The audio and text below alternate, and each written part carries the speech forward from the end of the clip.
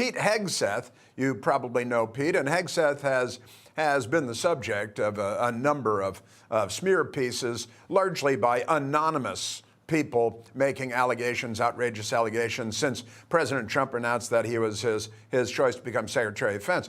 But Pete Hegseth has remained committed to the fight. President Trump has remained committed to the fight. And Hegseth, even tweeting after Trump's Meet the Press interview, he wrote, "President Trump never flinched. Neither will I." So that's pretty good and gutsy by Pete Hegseth, and good for President Trump to stand by him, because it essentially doesn't matter who he announces. The pack of bloodthirsty jackals seek to slake their thirst on whoever that is. I mean, and Pete Hegseth, he does put a lot of the industry at risk. You have a lot of career bureaucrats in suits in there who are totally useless, that want to preserve their own skins.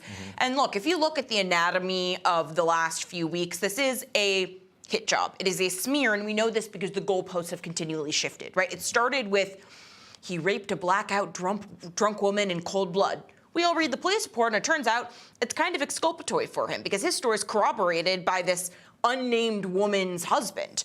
Then it moves to he was harassing his fellow staff. Everyone at Fox comes out and points out what we all know, which is that Pete Hegseth is a very nice, lovely person to work with. Then it goes to he drinks too much. No, he doesn't. And now we're going to attacking his Christianity. He has lots of kids.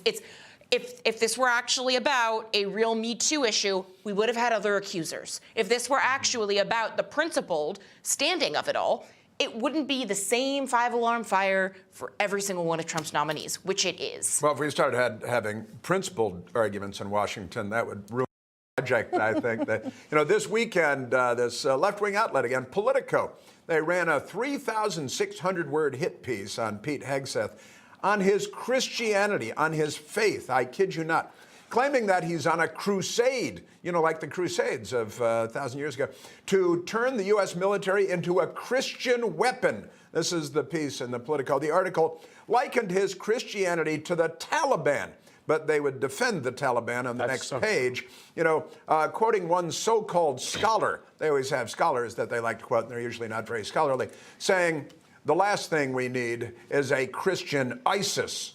Yeah, because that's what we're talking about here. The author of this drivel, who should probably be sued, also writing, "It's the people who look, talk, and pray like Hegseth who are most receptive to his tirades against the military's elevation of women into combat roles," right?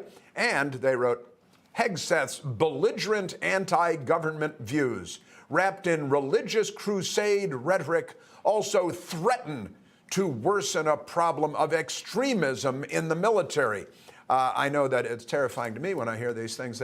Another, quote, scholar of military authoritarians, they've got a scholar there saying, "I see him as a bridge to radicalizing the military." I'm reminded of Major Nadal Hassan, a Muslim man who at Fort Hood who murdered 13 and wounded 30 more. Now, that was extremism in the military last time I looked. I should note, I don't look, self-evident, talk.